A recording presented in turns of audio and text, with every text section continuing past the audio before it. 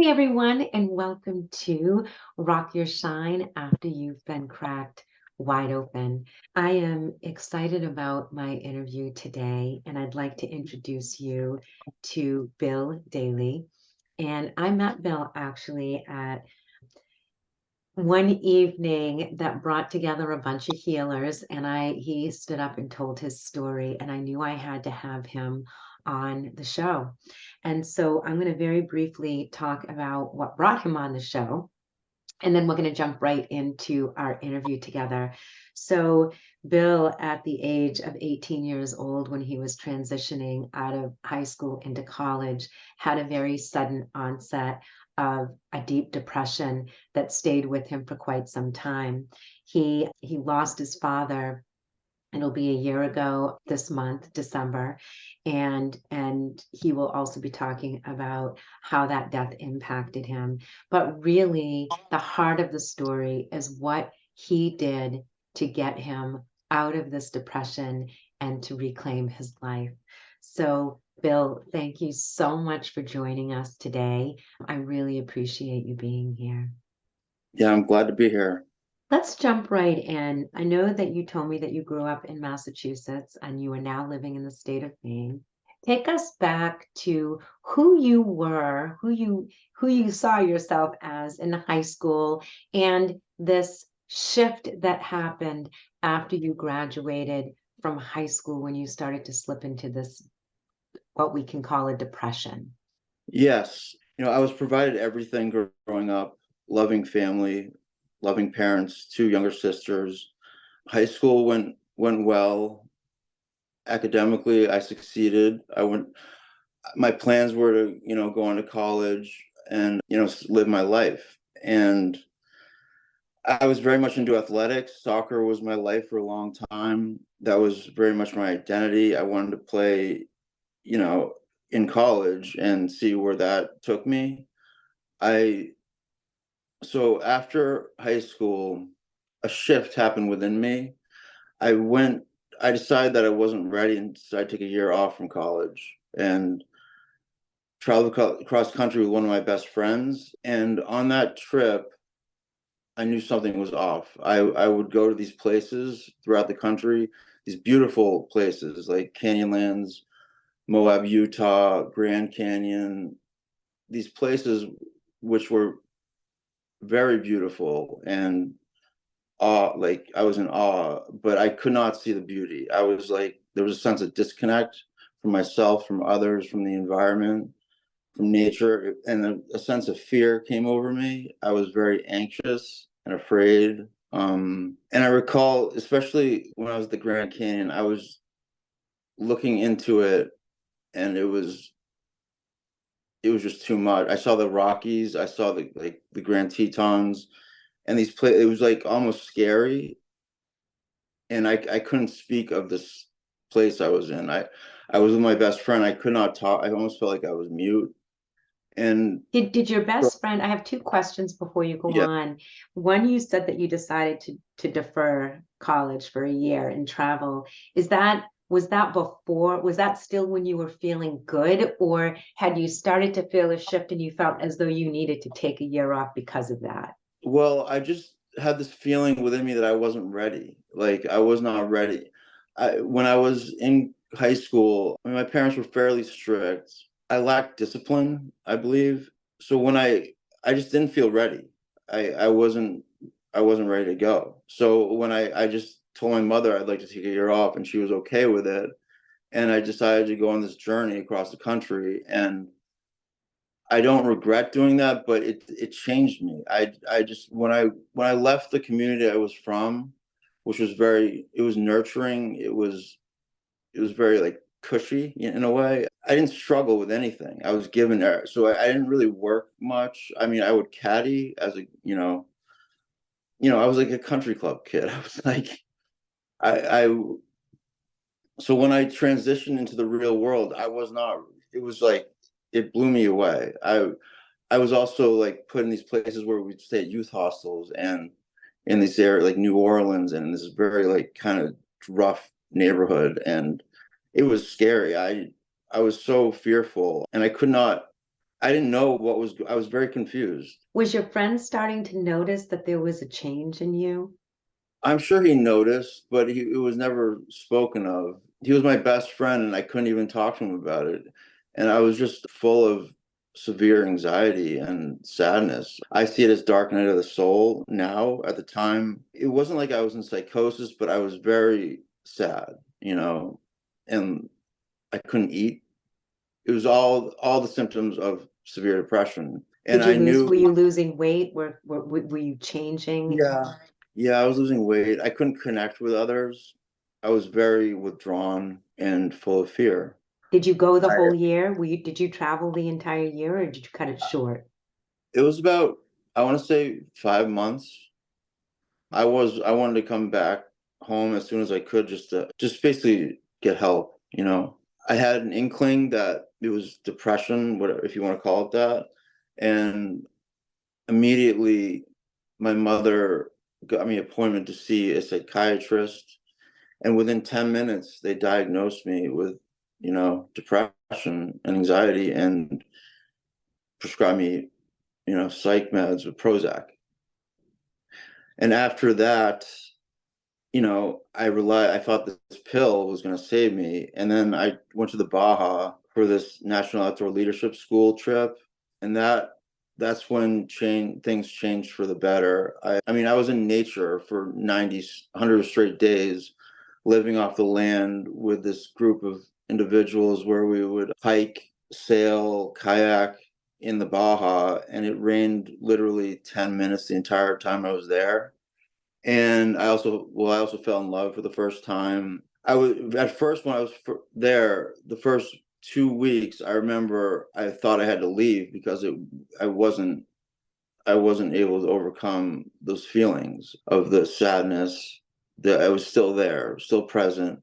And I remember it was almost like, it feels like a switch went off, but I'm not sure if that was the case. It may have been more gradual than I thought. And then I remember I felt this kinship with life and this connection with like the cosmos. I remember we would sleep under the stars every night, where we'd see like the galaxies, and it was so beautiful. And then I became like, I felt like myself again. I would wake up in the morning, I would write and draw and go out by myself in the desert, and just like, I'd say it was a spiritual experience. But the thing is, I connected the medication with the sense of well-being I had within me. And I'm not sure if that was the case because it came Medication, back. when yeah, when you and I both, well, I'm sure you know now, you're about to tell me how it came back, but I was just going Yeah. to say with medication, we have a belief, right? I mean, our beliefs are very powerful. If we believe a medication is going to help us, it will. But you're right, Right. there is no magic. There's no magic pill. It can help with symptoms, but Yeah. then there's other things that need to be happening, right? Yeah. And, you know, so it's like that experience, I linked the pill with the state of peace I was in. And it definitely wasn't the case because I went on to college after I returned from that trip, and the depression came back. I The thing is, when I went to college, I felt the sense of freedom. I felt all I wanted to do was connect with others and be happy, and I was very much a hedonist. I just wanted to so I just wanted to be happy. I thought that was the meaning of life, and it is It part of is. it. But It I definitely. wasn't willing to do the work around, nurturing my soul. And I mean, I started doing yoga. So part of this was, I was introduced also to this mentor of mine in college. And when the depression came back, he guided me through this process of healing through spirituality.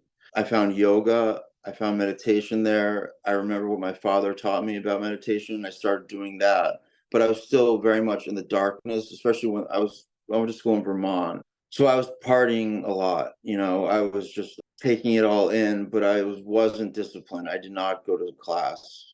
When I went, I was present, but I was also, I don't know, I was distracted. I wasn't there for the right reason.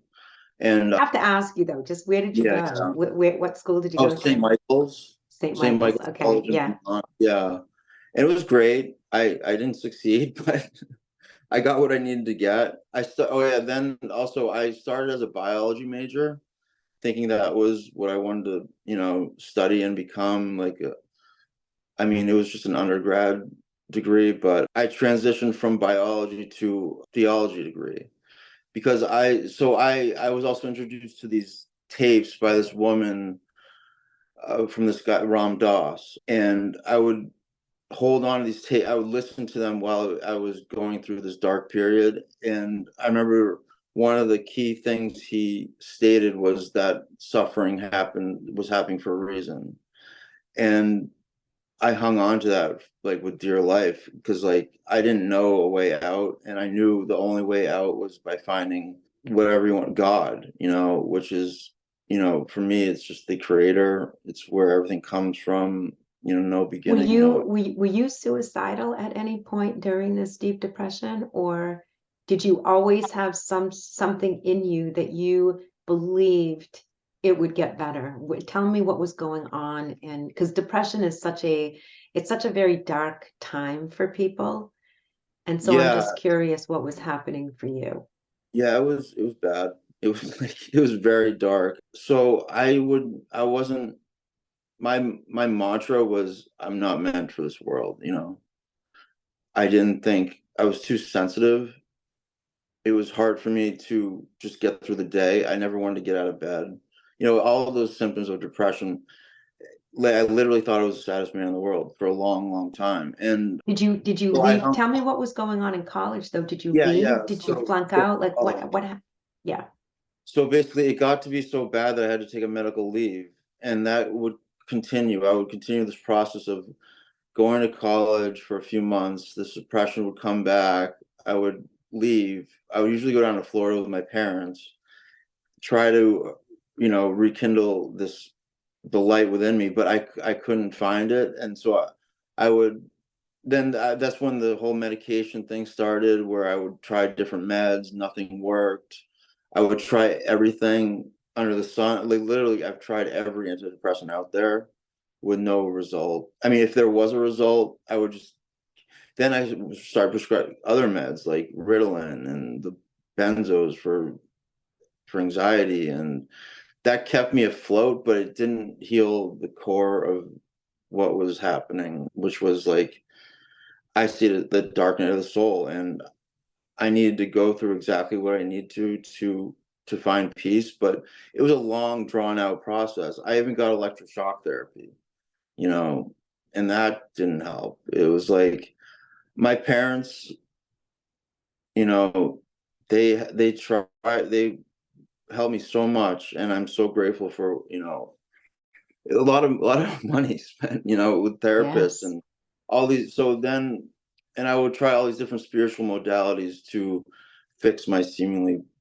broken brain. And I learned and hung on to a lot of these teachings. I've, all these different people. Like I've studied Sufi. I went on a vision quest in the Canyonlands where I like would fast for 4 days and hang out in the desert and just try to find whatever it was I was looking for, which was peace. And I was just so in a way I found out that I was kind of just doing it for myself. Like I wanted just I became entranced or like passionate about this concept of enlightenment, and I would study these from these different teachers, and I've lived at different like spiritual retreat centers like Omega, Kripalu, to find whatever it was I looking for. And I knew that that was the answer, but I could not get out of my own way. I would overcomplicate things. And then it got to the point where, so it was a long process to find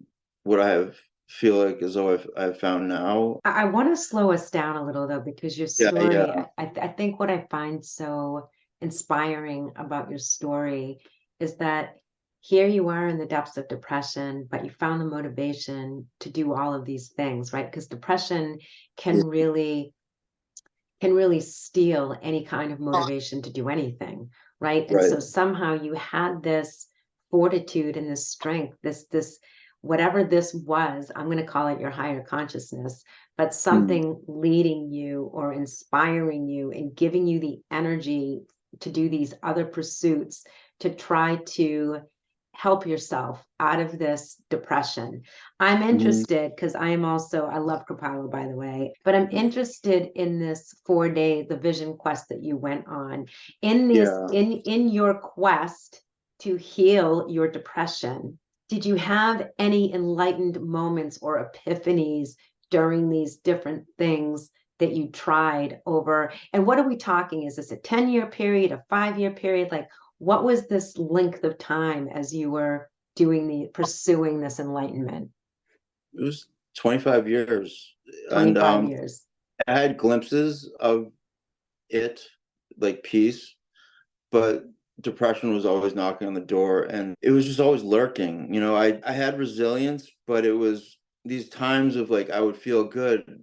I remember I was taking this course once, the Diamond Approach through I went to some course on Naropa, and I would do all this internal work and this ego work and trying to figure out how I just want to smash this old idea of who I thought I was, and like so I could, Release surrender. the really, yeah, Yeah. surrender and release the ego, right, to the Yeah, higher let go. consciousness. Yes. So I would have these times where I would connect with these people and then feel this sense of elation and like things were gaining momentum. And I remember having a discussion, be like, but tomorrow I'll wake up and the sadness will be back, and that's what was a constant thing. I would go to sleep and then it would come back and I would start from ground zero and work my way up every day for years. And so and I wouldn't want to get out of bed and all that. And I would seek every which way to, you know, conquer these, I feel like demons. But it's not like I had any severe trauma growing up. I've never dealt with like significant loss. My childhood was great. There was no reason why I was so sad. That's what was very confusing to me. And even the genetic thing, like depression didn't really run in my family. So I had nothing to like no reason for me to be sad. Um And I just want to, just for our listeners, I mean, I do think that yeah, there is a difference between sadness and clinical depression, right? yeah, Because all yes. of all of us can feel a sense of sadness, but Right, right. I love the language that you're using because that's what it felt like to you, right? Just like a deep sadness.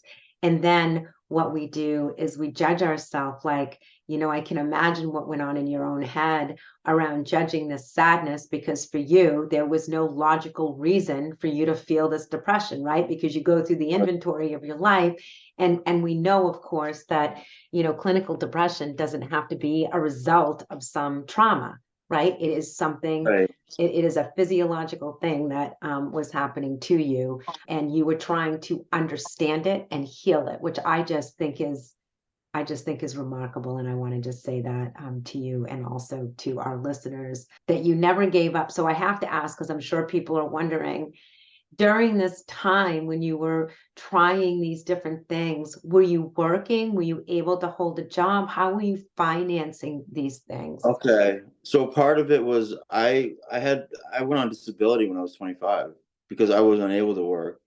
I was analyzed by all these psychiatrists to try to figure out what was going on. My my mother and I filled out these forms and applied for disability. That's what, kept me afloat financially, but they also my parents, they helped me a lot financially. I didn't have the power within me to I worked like little jobs here and there, but nothing to the point where I was able to figure out. I knew the path I was on was the right one, but I did not know how to take care of myself financially. So Okay. And what about your relationship with your sisters? You have two sisters too. yeah, What was yeah. going on with them? Were they Um they didn't know what to do with me. Like no one knew what to do with me. So I didn't know what to do with myself. So I would just like Liz and Kate did very well, like academically. Liz has dealt with her own, times of depression. Kate, she's successful. She's a really talented, they're both very talented artists. Liz is a professional photographer. Kate, she was a teacher for a long time, an art teacher, and now she has her own, not her own business, but she does well. She just had her second child. Yeah, they're beautiful human beings. I'm sure that And they they, are. and yeah, I was just um, curious because I think sometimes too, when we have siblings, I didn't know where depression, any kind of mental health issue within a family is, it can leave people feeling powerless, right? You didn't know, you just said nobody knew, quote unquote, what to do with me. So your parents are doing yeah, everything that they can. So you yeah. were doing all of these things, and now here you are in Maine. Tell me, tell me when things started to really shift for you. Okay. Well, when it got too so bad, I couldn't handle it anymore. I started getting into substances like alcohol and drugs. And I'm not ashamed to say that because like it's part of who I am. I can own it now. So I started this recovery process, not just from depression, but from drugs and alcohol 11 years ago. And I went to a rehab. I was introduced to the 12 steps, AA.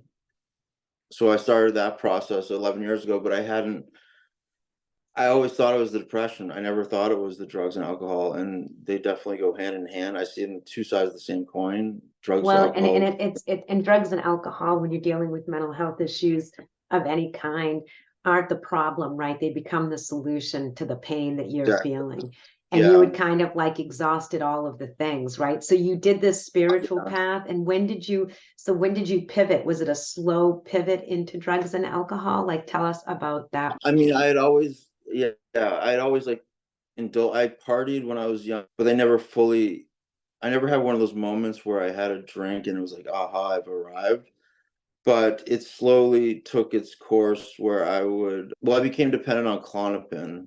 And that was like, I was on that for like 18 years and I couldn't get off of it. I would end up in psych wards because my anxiety was so bad and I could not get off of it. So when this doctor finally took it away from me, I had nowhere else to go other than a treatment center, to regain stability. That was definitely the scariest moment in my life, getting off of that medication.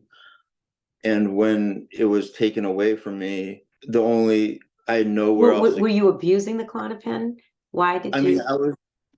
I was prescribed a pretty high dose, which included Adderall.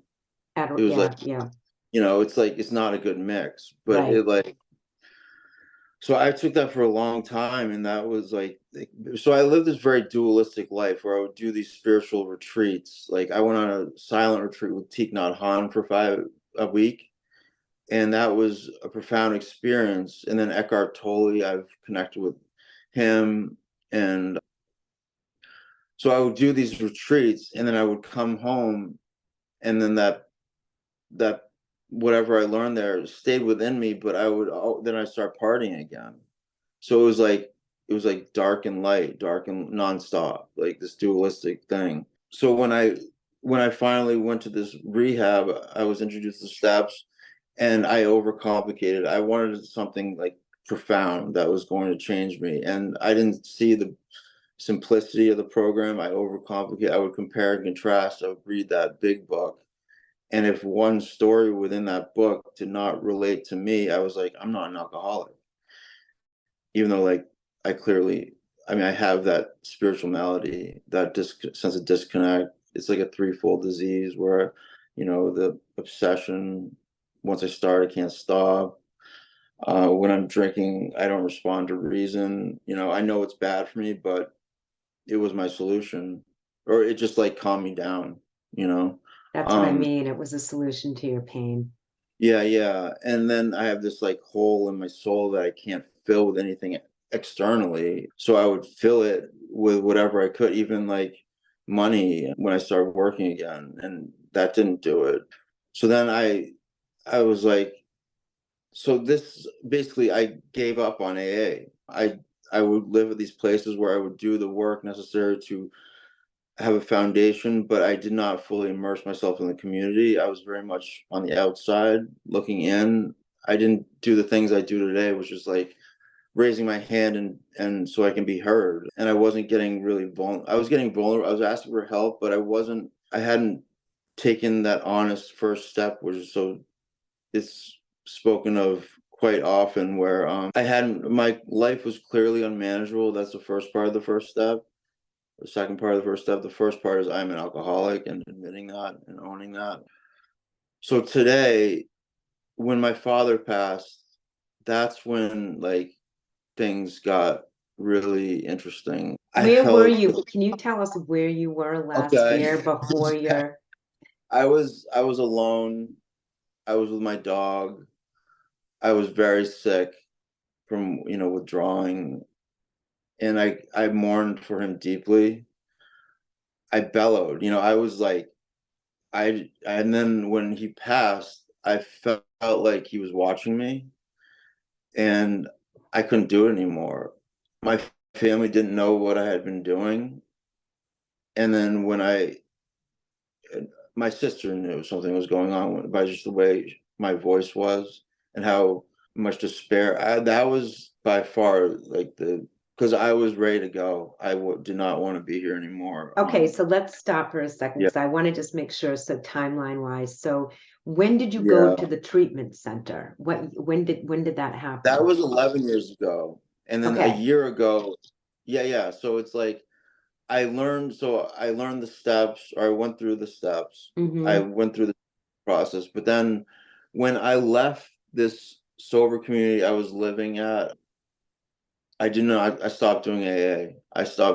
I detached from the community, So and did I you had this start other, drinking? Were you drinking and drugging again? Did you get back into yeah, I substances? got slowly, not right away, but like when COVID hit and I lost that once again, the community, and I was just working. It was like Groundhog Day. I was working, and then I was still healthy, but I hadn't fully surrendered yet to this whatever it is. So basically, I lost my job was taken from me, where I was managing this parking garage, and it was not. it was it wasn't fun. It was just very mundane, not exciting. Every day was the same. I had this boss who taught me a lot. He's very intelligent, and he taught me a lot of these things that I hung on to that as well. I know I got kind of sidetracked here, but so when I lost that job, I had nothing. I just had myself and my dog, and I was just scraping by. Then the finances dwindled. I could no longer support the habits. So I asked for help and went to this detox, and that's when this whole journey began, where after I lost my father, I started seeing the light within others that were at this detox. My ex, who was a nurse there, she told me I didn't have to feel this like this anymore. And part of this detox where I went to was where it's based out of the Plymouth House, which is where I went in New Hampshire. And the people who worked there were people who I had gone through this process with like 11 years ago. So I saw them like, genuinely happy, and they were like successful and authentic. And I was intrigued by that. And that whole thing, like I kind of wanted what they had. So this guy came into the detox, was like, okay, you got to come live at this place, Glenwood, which is a sober house, and that's the last place I was willing to go because I had heard stories or whatever, and he's like, you don't have a choice. I was like, okay, I gave up my will. I was like, no more. I'm done making decisions. I will do whatever you guys tell me to do if because I didn't have a choice. I was just like, I was so broken that I was willing to do whatever, and with a hope. If this didn't work, like this was the last hurrah. My mother would keep telling, this is the last hurrah. So I went to this place and I started praying ceaselessly. What now? What do you mean the last hurrah? Had you? This is my last shot. If this didn't work, I was done. Honestly, I was not gonna.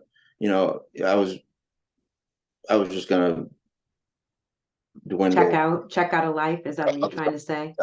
Yeah, I was gonna. Yeah, And basically. this last hurrah though, this was as a result, this was triggered by your father's death, right? You went Correct. to this, okay.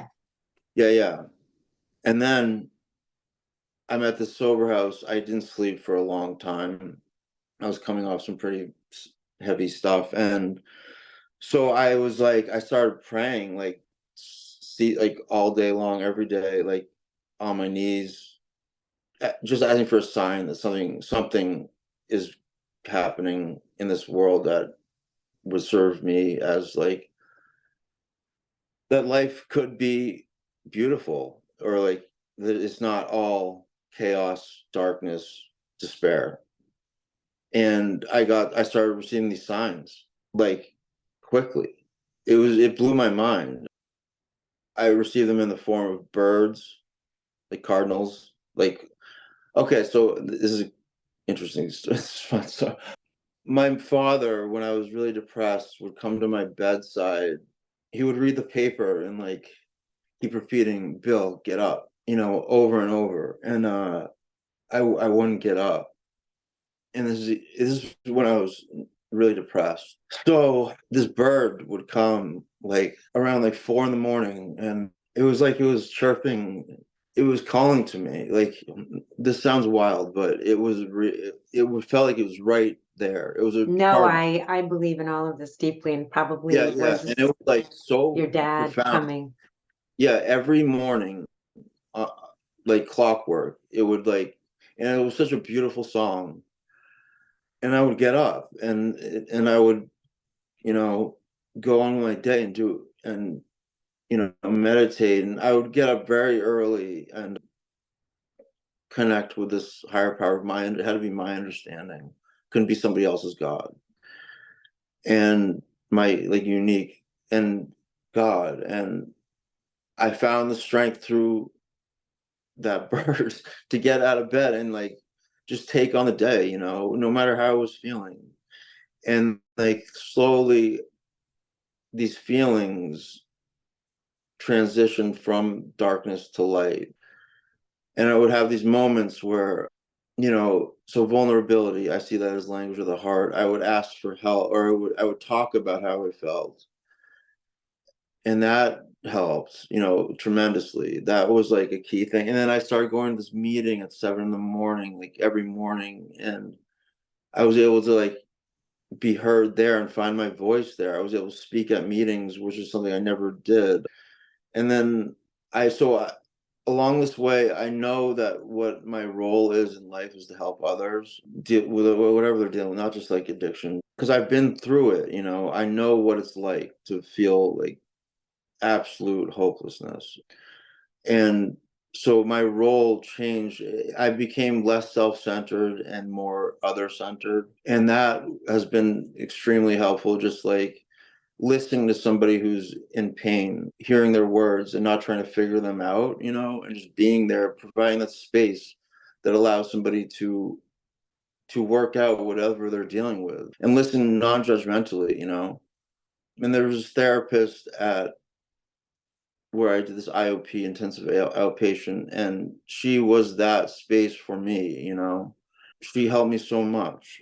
I And just need to I need to yeah, stop you for a minute because yeah, you have said so many powerful things that I want to put into context for our listeners. yeah, So I yeah. want to go back to the bird. Did you name the bird by chance? So I do these contemplative exercises, and it's this thing called our door of the heart. And while I was quiet once and allowed this name to come, for the name of it's Rose. Rose. Rose. Okay, perfect. um, Rose. So I wanted to say a couple of things because, when we talk about dark and light yeah, yeah, and energy, because that's all we are, we're just energy, right? yeah, We're these human beings that are inside of our higher consciousness, right? And I know that you understand these concepts given everything that you've done. And so really our higher consciousness is when we have an experience, we have a feeling. And what happens typically when we have a feeling is we judge the feeling, right? We right, don't leave space for the feeling, or we judge the feeling, and I shouldn't feel this way. And so what you're talking about is that slowly what you did is you actually shifted your focus, right? So Hmm. the bird, right? When you talk about self-centeredness and the internalization of depression, it's where our focus goes, right? So for a long time, your focus was on how crappy you were feeling, right? But Yeah. anyways, you get this bird, you start focusing on this, you're doing the meditation, you are very aware that you're connecting to your higher consciousness. And I'm just saying this because what you were doing is you were transmuting the darkness into light, but you also were shifting your focus. And Yeah. the bird was very hopeful, and you really started to shift more toward that hopeful aspect. It actually, I don't even want to use the word hope. I want to use the word it felt good, right? The bird, the Yeah. song, it felt good. And then what you're talking about when we are able to share and give space to our feelings without Hmm. shame, and somebody listens to our feelings and they give us space to do that, it's called compassionate listening. And what Yeah. compassionate listening does is when there is no judgment attached to it and no one's trying to solve our problem, it allows us to release pain, right? So Right. just in the releasing, just in talking about it helps to ease suffering, because we're Right. not asking anyone to fix it. We don't need anyone to judge it, but we need a Yeah. space to be able to release it. So I just wanted to put some context, because the stuff that you're Yeah. talking about is very powerful. And I always pull an oracle card through my reading, because there's Okay. always a message in this for the collective. I'll read that in Yeah. a minute. You're not going to believe what I pulled. I always get so delighted by the cards. But before we move into that, because I know we're Yeah. coming to the top of the hour and we still have more to this story I want to finish. Okay. So here in this last year, you really started to shift your focus. That's what happened, Yeah. right? You have really shifted your focus. Tell us what you're doing now, because obviously when I heard your story, I was so blown away by it the first time. I'm like, I've Okay. got to have Bill on this podcast. So Yeah. things started to keep looking up for you, right? As you started to Yeah. really tell us where you are now. Okay. Well, I'm very present. My meditation practice is very like pure. Something within me shifted dramatically. I no longer experience fear, anxiety. If depression or if sadness comes, which is rare today, which is like super abnormal coming from where I was, I welcome it and it just flows through me. I'm not afraid of it.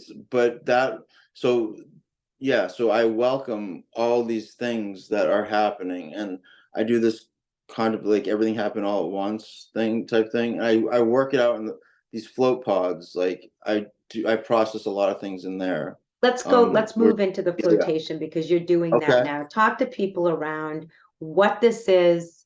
Some people will have heard of it, some people won't. So really Yeah. explain it to us.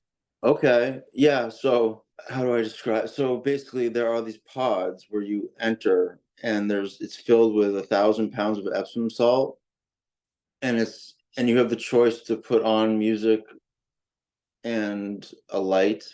I go dark, no light, or no sound, and I just like immerse myself in this Epsom salt solution where I'm sitting with myself in my own mind and just notice my thoughts. And I also do these contemplative exercises where I connect with my heart. So part of this journey is connecting with heart, integrating mind and heart, getting on my own way and It's doing that. everything. Yes. Yeah, it's like I have this intimate relationship with my heart where I live through it, I live within it. And while I'm in the tank, I just immediately go there and just sit in my heart and then allow things to happen. And it's beautiful. It's like if ever anyone has a chance to try it, just give it a shot. And so what I noticed is people who enter the tank, if they're like at all hesitant about the experience, they go in after the 90 minutes are through, they leave, and you see literally a light within their eyes. And it's such a beautiful thing. So I see these people, and it's just like, it blows my mind every time. It's like a miracle. And then I work at Dragonflower with these horses, and it's like, and how I got that job in the float job, I just showed up and, I'm learning the horse work. I don't It's just like these horses, they're amazing. And, my Crystal, she's really great. She helps me a lot with, and I help her do chores with the horses, and it's beautiful. I don't know, I'm just grateful, I can't really put words to it. It's You just don't like, have to. I can feel it. I yeah, can feel it. Yeah, I can feel it as you're talking. Before we wrap up this interview, I'm going to read the yeah. oracle card that I feel like everybody needs to One hear. thing, I'll be teaching meditation at Dragonflower. Oh, you will be teaching? Yeah, We'll put the links of Dragonflower, and this is, I mean, and this is yeah, for people who live in the state of Maine, because it's in Yarmouth, Maine, as a matter of fact. yeah.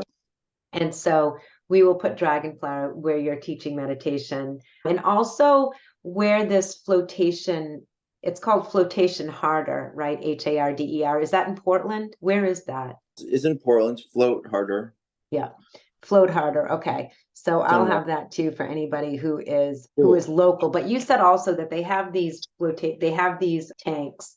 This is all over Yes, the country, right? This is not specific to this, right. to But these people. they do a great job there.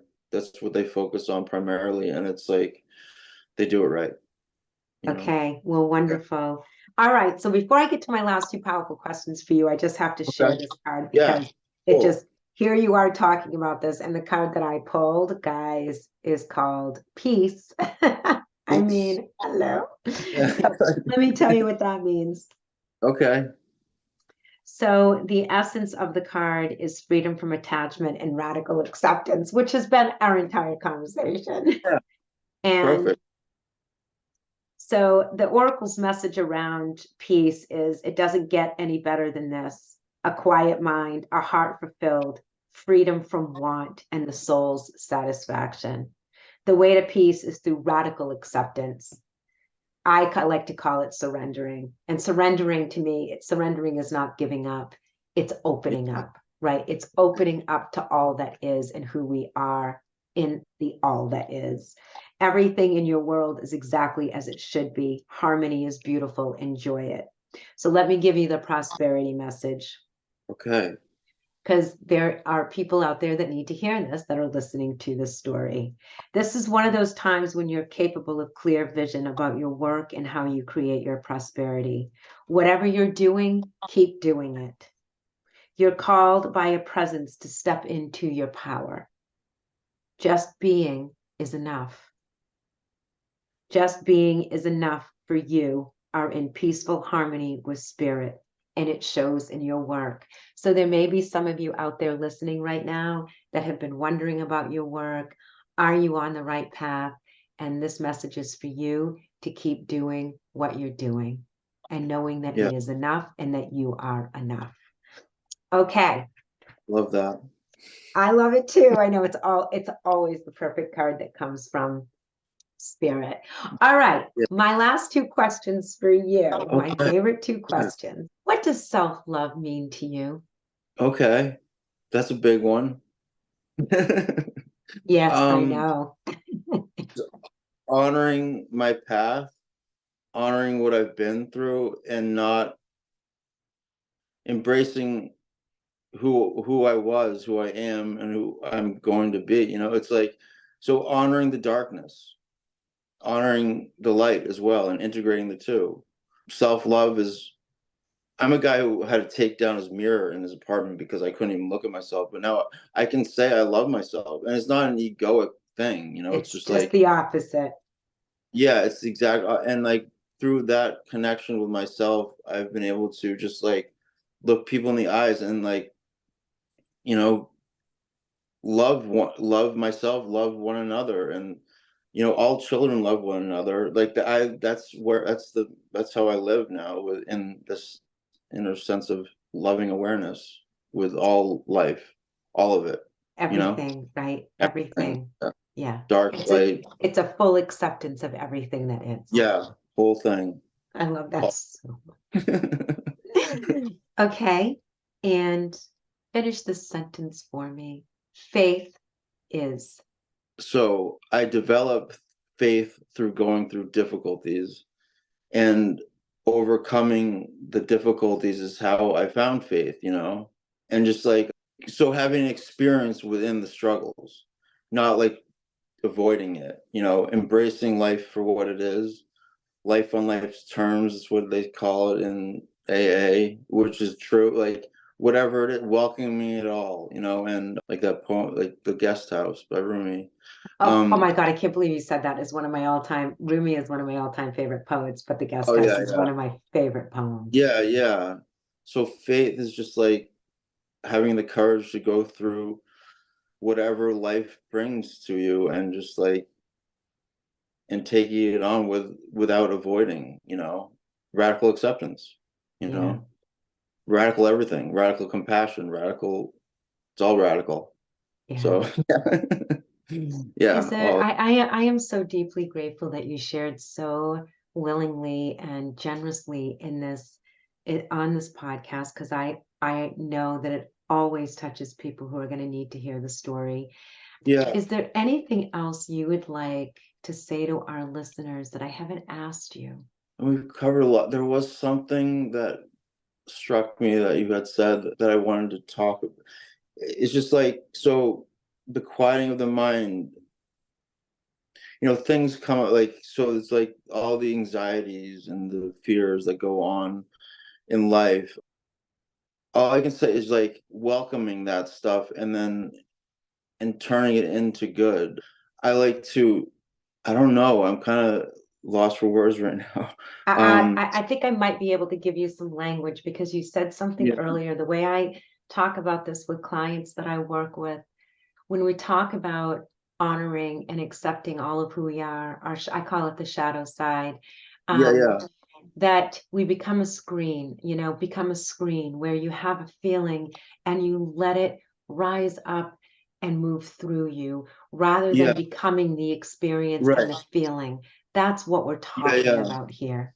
Yeah, and so part of it is, okay, removing the story from the emotion, the fear, the anxiety, and feeling the feeling and allowing it to flow through. And as part of it is the connection with the heart, dropping the awareness from mind to heart. Yes. Um, and you know, get sitting in silence. That's like powerful. And like sensing the energy within silence, you know.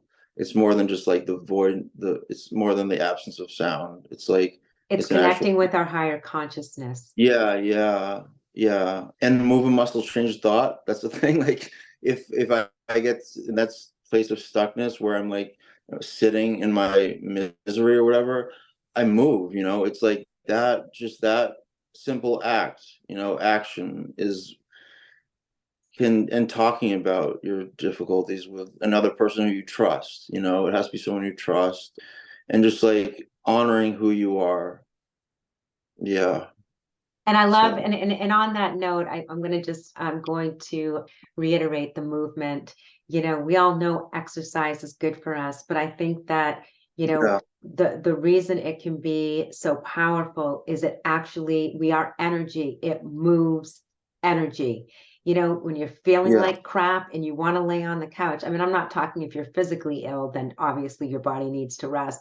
But right. mentally, if you're having a crappy day, if you're feeling crappy, move the energy, move your body, as Bill just said. Go walk for 10 minutes Yeah, outside. Just connect with what is reset. around you. It's true. It really does. It Yeah, can change everything. get out in nature, hang out with a pet, So listen to you the know, birds, right? listen to Listen, her. connect. Yeah, and even listen to your inner voice, you know, your intuition. Yeah. It's, you know, get out of your own way. You know, it's like, yeah, Where cool. can people find you? They can find me as in like social media, Yeah, you've got or an Instagram oh, page, right? I have, yeah, I mean, I don't, I'm trying to develop a healthy relationship with social media. I'm I am on Instagram or Facebook, you know, and they can find me in the world, you know, Float Harder, Dragonflower, and then yes, William.J.Daly. Yep. And we'll have That's the that, and we'll Instagram. have that in the show notes. I just have a feeling that Okay. there are people that are going to want to find you because Okay. Yeah, I'm available. your story is very full of such faith, really. That's what it is. Because hope, I used to end this on what hope is to people, but faith is even deeper. It's a deeper knowing. Um, Yeah. and I just thank you. Thank you for sharing Thank your you. story. Yeah, I really appreciate it. I And I want enjoyed to it. thank all of my listeners for tuning in today, taking time out of your day.